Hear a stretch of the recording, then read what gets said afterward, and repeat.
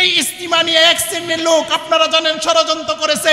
শুধুমাত্র ষড়যন্ত্র করে নাই, আমাদের আলেম উলামাদের উপরে অকাতরে নির্যাতন করেছে। সেই আপনার টঙ্গীর ময়দানে গিয়ে সেই কয়েক বছর আগে তো আঘাত করছে, ইদানিং 2024 সনে এত বড় দুঃসাহস তাদের। এই বাংলাদেশ এত সুন্দর চলতেছে, এই অবস্থায় তারা এরকম তাবলীগের নামে পন্ডামি করে মাওলানা সাদ সাহেবের অনুসরণ করে সাদিয়ানি গ্রুপ গিয়া সেই তৌহিদি জনতার উপরে তারা রাত্রে ভোর রাত্রে 3টার 4টার দিকে হামলা করে সন্ত্রাসীর পরিচয় দিয়েছে। কথা ঠিক কিনা? কার উপর হামলা করা এটা কিসের লক্ষণ বলেন? এটা কিসের লক্ষণ? এটা সন্ত্রাসী লক্ষণ। সুতরাং সেই সাত বাহিনী যারা সেই আপনার হামলা করেছে সেই তৌহিদি জনতার উপরে টঙ্গীর ময়দানে, নিঃসন্দেহে তারা সন্ত্রাসীর পরিচয় দিয়েছে। সন্ত্রাসের সাথে কোনো ইসলামের সম্পর্ক নাই, সন্ত্রাসের সাথে কোনো তাবলীগের সম্পর্ক নাই। কথা ঠিক না বেঠে?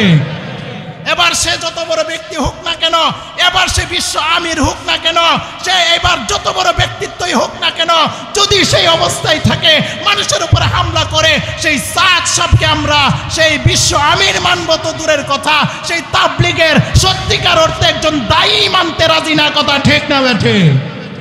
এই জন্য আমাদের কথা পরিষ্কার, ওই তাবলীগের সাথে আমরা আছি যেই তাবলীগের মধ্যে আছে উলামায়ে কেরাম। কথা ঠিক না বেঠে? ওই তাবলীগের মধ্যে আমরা নাই যেই তাবলীগে উলামায়ে কেরাম নাই। কথা ঠিক না বেঠে?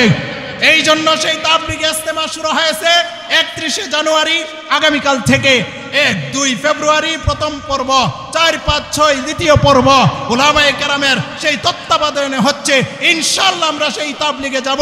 এরপরেও যদি কেউ ইজতিমা করতে চায়, সেই সাদ সাহেবের সেই অনুসারীরা সেই তাবলীগের নামে ইজতিমার নামে যদি কোনো ধরনের বিশৃঙ্খলাই দেশে সৃষ্টি করতে চায়, আমরা যারা আছি আমাদের ঈমানকে বাঁচানোর জন্যে, আমাদের ইসলামকে বাঁচানোর জন্যে প্রয়োজনে আমরা জান মাল দিয়ে সেটার মোকাবেলা করতে তৈরি আছি তো ইনশাআল্লাহ। মূল কথা আমরা উলামায়ে কেরাম যেখানে আমরা আছি সেখানে। কথা ঠিক না ঠিক? ইসলাম আছে যেখানে আমরা আছি সেখানে, ঈমান আছে যেখানে আমরা আছি সেখানে, কুরআন আছে যেখানে আমরা আছি সেখানে। কথা ঠিক না ঠিক? ও মুহতারাম হাজিরিন, বলছিলাম যে কথা আমাদের সেই উলামায়ে কেরাম তাদের মহব্বত আপনাদের দিলের ভিতরে ঢুকায় দিছেন, এই মাখলুকের ভিতরে ঢুকায় দিছেন আল্লাহ। দেশের এমন পরিস্থিতি সৃষ্টি হয়েছে ও মুহতারাম হাজিরিন, করুণা টরুণা উলামায়ে কেরামের মহব্বত থেকে মানুষকে দূরে রাখতে পারে না। কথা ঠিক না ঠিক? সেই জানাজার কথা বলতেছিলাম, বড়দের জানাজা। আল্লামা জুবায়ের আহমদ আনসারী সাহেবের কথা কে না শুনছেন? ওয়াজের জাহাজ ছিল আল্লামা জুবায়ের আহমদ আনসারী রহমতুল্লাহ আলাই, সেই বিবারিয়ার, তিনি এরকম আন্তর্জাতিক খ্যাতি সম্পন্ন মুফাসসিরে কুরআন। উনি করোনা অবস্থায় প্রাথমিক পর্যায়ে মারা গেছে। আপনারা জানেন আমরা বাড়িতে চলে গেছি, মাদ্রাসা টাদ্রাসা বন্ধ, এবং এক ব্যক্তি আরেক ব্যক্তির সাথে মসজিদে যায় দাঁড়ানোর পর্যন্ত ব্যবস্থা ছিল না। আপনারা জানেন এমন এক বুকা আর এমন একটা ফালতু আইন হয়েছিল, সেই আইনটা ছিল 5 জনের বেশি ইমাম মুয়াজ্জিন ছাড়া মসজিদে নামাজ পড়া যাবে না। কথা ঠিক না ঠিক? এই আইনটা বড় ভালো ছিল না বুকা আইন ছিল বলেন? আমার মুসল্লিরা ভাগ্যের পাড়ার সাক্ষী আছে, জিজ্ঞাসা করে দেখেন। আমি এদেরকে বলছি আমি মারা যাব প্রয়োজনে, আমি এদের সামনে ওয়াদা এবং আমি অঙ্গীকার করছি জীবনেও মাস্ক পরব না এই করোনা থেকে বাঁচার জন্য। কথা ঠিক না ঠিক? কারণ এই মাস্কে করোনা থেকে বাঁচাইতে পারে না। কথা ঠিক না ঠিক? আমার ভাগ্যের পাড়ার মুসল্লি আছে, চেয়ারম্যান সাহেবের ভাই মুকুল ভাই বসা, জিজ্ঞাসা করেন। আমি পরিষ্কার ঘোষণা দিয়েছি, যারা বলে সেই করোনাকে সংক্রামক রোগী, আমি সুস্পষ্ট ঘোষণা দিয়েছি, যারা বলবে তাদের গোসল দেওয়ার প্রয়োজন নাই, তাদের কাছে গেলে আপনার করোনা চলে আসবে, মারা যাবে, জিজ্ঞাসা করেন। আমি সর্বপ্রথম আমার সেই ভিডিও ফুটেজও আছে, আমি নিজে ঘোষণা দিয়েছি, আমার নাম বলে আমি এই মুফতি জুবায়ের আহমদ বৈরবী রেডি আছি। কোন করোনার রোগী যদি মারা যায় তাদের কাফন দাফন করতে আমি তৈরি আছি, আমি যদিও মারা যাই। কথা ঠিক না? মুহতারাম হাজিরিন, আমাদের এই বিশ্বাস ছিল এটা, করোনা মানুষকে মারতে পারে না, আল্লাহ যদি না মারে। কথা ঠিক না ঠিক? সবকিছুর মালিক কে? জোরে বলেন, সবকিছুর মালিক কে? রাখে আল্লাহ, মারে কে? মারে আল্লাহ, রাখে কে? আল্লাহ পাক যদি জেলে ঢুকাইতে চায় তাইলে নৌকার মাঝি সাজ্জা গামছা পয়রাও বাঁচার কোনো ব্যবস্থা নাই। কথা ঠিক না ঠিক? আরো জোরে বলেন, কথা ঠিক না ঠিক? আমাদের বর্তমান প্রেক্ষাপট প্রেক্ষাপট বাংলাদেশ আমাদের সামনে। সেই সোশ্যাল মিডিয়াতে আমরা দেখেছি অনেক বড় সুফি সম্রাট সহি সহি হাদিস যিনি বলতে এরকম স্লোগান দিতেন, এরকম আড়ায়াত লম্বা দাড়ি জিনার ছিল, বুঝেন নাই নামটার না ওই বললাম এফ রহমান, সালমান এফ রহমান। এত বড় ব্যক্তি, এত বড় প্রভাবশালী ব্যক্তি, শেষ পর্যায়ে দেখা গেছে 2024 সালে 5ই আগস্টের পরে নিজের জান বাঁচানোর জন্য নৌকার মাঝি সাইজা গামছা পয়রা দাদা বাবুদের দেশে পাকতে চেয়েছে।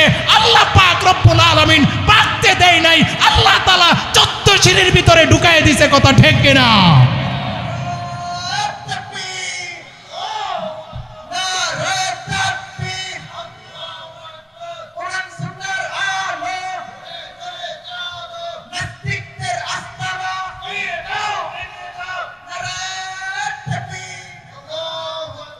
মোহতারাম হাজরিন, মাশাআল্লাহ, মোহতারাম হাজরিন, আমার কথা মাত্র শুরু, বাবা নুরু মাত্র শুরু। কথা ঠিক কিনা? অবস্থা এমন হয়েছিল, সেই আপনার গামছা পরেও বাঁচতে পারে নাই, যার আইনে সারা দেশ চলতো এই আইনমন্ত্রীও বাঁচতে পারে নাই। কথা ঠিক না বে ঠিক? আরেকজন অনেক বড় তাহাজ্জুদ গুজার ছিল, যার তাহাজ্জুদ আমরা পড়ি 4 রাকাত, বেশিতে বেশি সময় পাইলে পড়ি 12 রাকাত, সর্বোচ্চ 12 রাকাত। কিন্তু এমন একজন বাংলাদেশে তাহাজ্জুদ গুজার ছিল যার সংখ্যা ছিল 70 থেকে 80 রাকাত। কথা ঠিক কিনা? কথা কয় না, ঠিক না বেঠে? জোরে কনা, ডরাইতেছে নারায়ণগঞ্জের মানুষ ধরে লেব নাকি? আরে জোরে বলেন, কথা ঠিক না বেঠে? যেই নারায়ণগঞ্জ যার নাম শুনলে কাঁপতো আর কোথায় কোথায় বলতো খেলা হবে, খেলা। কথা ঠিক কিনা? জমায়া খেলা, বাবা দিদিলা পারি মেলা, আর তো পাওয়া যায় না খুঁজা। কোথায় গেলে এখন খেলা জমায়া? আরেকজন আছেন কইতে খেলা হবে, খেলা হবে। বলো আমাদের, রেফারিও আমাদের, বিরোধী দলও আমাদের, ফখরুলের বাসায় গিয়া লুকাইবো, পালাইবো না। কথা ঠিক কিনা? এখন কই গেছেন আপনি? কই আপনি? আপনি কোথায় গেলেন? খেলা জমায়া গেলেন কোথায়? ও মুহতারাম হাজিরিন, আল্লাহ পাক জুলুম সহ্য করে না। আল্লাহ পাক রব্বুল আলামিন ক্ষমতা দেওয়ার মালিক, ক্ষমতা নেয়ার মালিক। আল্লাহ ক্ষমতা দিয়া পরীক্ষা করেন, কোন সময় ক্ষমতা নিয়া পরীক্ষা করেন। সাবধান, যারা সামনে ক্ষমতায় যেতে চান আলেমদেরকে মহব্বত করবেন। কথা ঠিক কিনা? তাদের থেকে শিক্ষা গ্রহণ করবেন, আলেমদের সাথে সুসম্পর্ক রাখবেন। বলছিলাম আল্লামা জুবায়ের আহমদ আনসারী সাহেবের কথা, হুজুর আসছে শেষ করে দিব, 5 মিনিটে কথা গোছাচ্ছি। ও মুহতারাম হাজিরিন, আল্লামা আনসারী সাহেবের জানাজায় আমি নিজে গেছি। ভৈরব থেকে কোনো গাড়ি নাই, কোনো রকম একটা কি জানি পাইছি, রিক্সা পায়া ভৈরবের ব্রিজটা পার হয়ে আশুগঞ্জে গেছি। এরপর থেকে হাঁটা শুরু করছি। ওই বেরতলা কত দূরে, মনে হয়েছে যেন 5 মিনিটে চলে গেছি। বলেন না সুবহানাল্লাহ? এমন আল্লাহ তাআলা। এরপরে আমরা জানাজায় দাঁড়ায়, আপনারা দেখছেন সোশ্যাল মিডিয়াতে, এমন হাজার হাজার ব্যক্তি না, লক্ষ লক্ষ মানুষ, শুধু ওনার মাদ্রাসার মাঠ ময়দান আশপাশ সহ পুরা রাস্তা, এমনকি আপনারা দেখেছেন ওই ভৈরবের বীজ পর্যন্ত মানুষ হয়ে গেছে, ওই দিকটা বাদুগর কাউতলি পর্যন্ত পুরা রোডে মানুষ আর মানুষ। আমার মনে হয় এক বুজুর্গ এই কথার ব্যাখ্যা দিচ্ছে, আল্লামা আনসারী জুবায়ের আহমদ আনসারী সাহেব এই কথা বলতেন, যারা আল্লাহকে খুশি করে আল্লাহ তাদেরকে, হযরতে সাদের জানাজার কথা খুব বলতেন, যে সাদের জানাজার মধ্যে আল্লাহ ফেরেশতা নাযিল কইরা এমন ভাবে এমন একটা পরিস্থিতি তৈরি করছিলেন, আল্লাহর নবী হাঁটতে পারে নাই, বৃদ্ধা আঙ্গুলি দিয়া টিপ্পা টিপ্পা হাঁটতেন। সাহাবায়ে কেরাম জিজ্ঞাসা করলেন, ওগো নবী, ইয়া রাসূলুল্লাহ, আপনি এইভাবে হাঁটেন কেন? আল্লাহর নবী বলেন, ও সাহাবীরা শুনো, আমার সাদ আজকে ইন্তেকাল করেছে, সাদ ইন্তেকাল করেছে। এই সাদের অভ্যর্থনার জন্য আল্লাহ অপেক্ষায় আছে। আল্লাহ তাআলা তার সুসংবাদ আর অভ্যর্থনার জন্য আল্লাহ ফেরেশতা পাঠিয়ে দিয়েছে। আজকে হাজার হাজার লক্ষ লক্ষ ফেরেশতা জমিনে নেমে গেছে।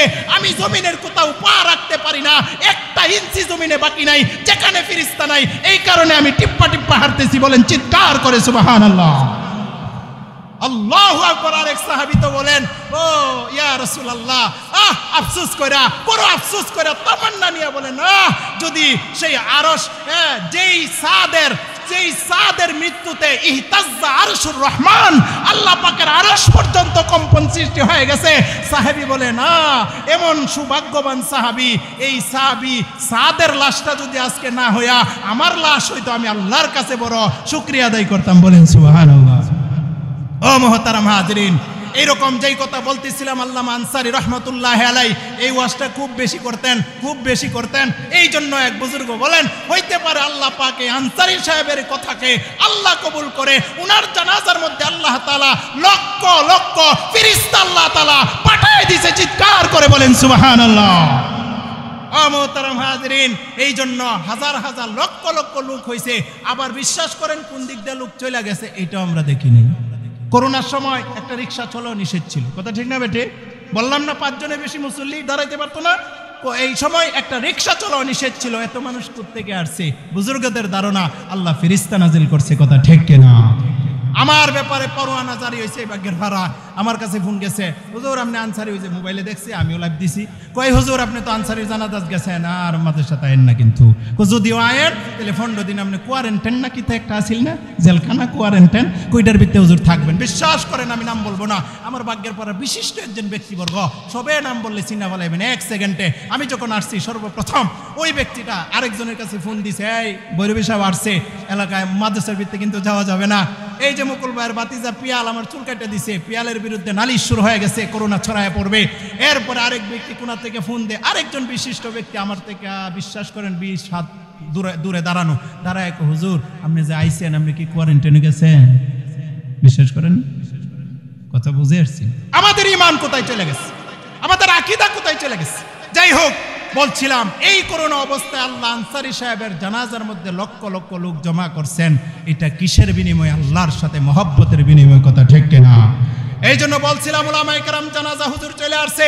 আল্লামা আজিজুল হক সেই শাইখুল হাদিস রাহমাতুল্লাহ আলাইহির জানাজা তার সাক্ষী, মুফতি আমিনী সাহেবের জানাজা তার সাক্ষী, নূর হোসেন কাসিমি সাহেবের জানাজা তার সাক্ষী, হাকিমুল ইসলাম হেফাজতে ইসলামের সেই আপনারা জানেন কর্ণধার যিনি ছিলেন আল্লামা শাহ আহমদ শফী 2013 সনে সেই 5 মে শাপলা চত্বরের ডাকে আল্লাহর নবীর ইজ্জত রক্ষার জন্য যে অবস্থায় লক্ষ লক্ষ মানুষ সমাবেত হয়েছিল, সেই আল্লামা আহমদ শফীর জানাজা তার দৃশ্য, সেই জুনায়েদ বাবুনগরের জানাজা তার দৃশ্য, বোঝা গেল বাংলাদেশের মানুষ উলামায়ে কেরামকে কলিজা থেকে বেশি মহব্বত করে, কথা ঠিক কিনা? সুতরাং এই দেশে নাস্তিকদের তাই হয় নাই, নাস্তিকদের তাই হবে না।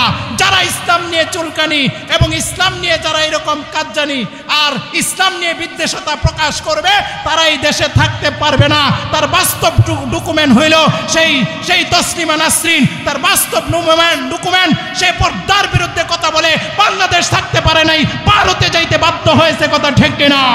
তার বাস্তব ডকুমেন্ট হলো সেই ডাক্তার টাকলা মুরাদ, বাংলাদেশে সে তার নামের কোনো অস্তিত্ব নাই। সেই বঙ্গবীর কাদের সিদ্দিকীর ভাই লতিফ সিদ্দিকী, বাংলাদেশে তার কোনো অস্তিত্ব নাই। যারা বলেছিল ইসলামকে সামনে নির্বাচনে এসে বাংলাদেশের মানচিত্র থেকে, বাংলাদেশের সেই আপনার সংবিধান থেকে ইসলামকে উঠায় দিবে, আল্লাহ বলেন ইসলাম ঠিকই থাকবে, তোরা বাংলাদেশের মানচিত্র থেকে ভারত চলে যাবে, কথা ঠিক কিনা? ইসলাম ছিল, ইসলাম আছে, ইসলাম থাকবে। ঈমান ছিল, ঈমান আছে, ঈমান থাকবে। মুসলমান ছিল, আছে, থাকবে। কোরআন ছিল, কোরআন আছে, কোরআন থাকবেই থাকবে, কথা ঠিক কিনা? আমার শেষ কথা, আসুন আমরা এই কোরআনের পক্ষে থাকি, থাকবো তো ইনশাআল্লাহ? থাকবেন তো ইনশাআল্লাহ? আলেম ওলামাদের উপরে কোনো বিপদ আসলে থাকবেন তো ইনশাআল্লাহ? হ্যাঁ, থাকবেন তো ইনশাআল্লাহ? এই মাহফিল আলহামদুলিল্লাহ এই 52 বছর পর্যন্ত চলতেছে, অক্লান্ত পরিশ্রম, বিশেষ করে এই এলাকাবাসী যারা আপনারা অতীতেও যারা করছেন এবং বর্তমানে যারা করতেছেন, করবেন, তাদের জন্য দোয়া করবেন। ইমাম সাহেবের জন্য দোয়া করবেন, নোমান সাহেব সহ এর সাথে জড়িত যত উলামায়ে কেরাম আছে ওনাদের নেক হায়াতের জন্য দোয়া করবেন। আগে যারা করছে ওনাদের জন্য, আমাদের জুলহাস ভাই সহ সবার জন্য দোয়া করবেন। বর্তমানে যিনারা আছেন, আমাদের সভাপতি সাহেব দেলোয়ার ভাই, আমাদের সেই ইন্তেজামিয়া কমিটির সেক্রেটারি, আমার প্রাণপ্রিয় কলিজার মানুষ হ্যাঁ আলম মোল্লা সাহেব সহ যিনারা ইন্তেজামিয়া কমিটি আছে, এলাকাবাসী আছে, পুরাই পলাশের একটা ঐতিহ্য এই 7 দিন ব্যাপী কোঅপারেটিভের কোরআনুল কারীম ইসলামী মহাসম্মেলন, কথা ঠিক কিনা? এই নরসিংদীতে আর মনে হয় 7 দিনের মাহফিল নেই, 2টা আছে, একটা দাঙ্গা আর একটা হইলো এই কোঅপারেটিভ। আলহামদুলিল্লাহ দুটোটাই পড়ছে পলাশে, কথা ঠিক না বে ঠিক? তাহলে আমরা নির্বিঘ্নে এই কথা বলতে পারি, পলাশকে আল্লাহ পাক কোরআনের তাফসিরের জন্য কবুল করছেন, কথা ঠিক না বে ঠিক? এই জন্য আমরা পলাশের আলেমদেরকে আপনারা মহব্বত করবেন, আলেমদের সাথে পরামর্শ করে সব সময় চলবেন, সাবধান, কারো বিরোধিতা করা যাবে না। আলেম ওলামারা বিপদে পড়লে তাদের পাশে দাঁড়াইতে হবে, কথা ঠিক না বে ঠিক? আল্লাহ পাক যেন এই মাহফিলকে কবুল করেন। এই 7 দিন ব্যাপী মাহফিলের আজকে 6ষ্ঠ দিন, আগামীকাল শেষ দিন। আমরা দলে বলে সবাই ইনশাআল্লাহ উপস্থিত থাকবো তো ইনশাআল্লাহ?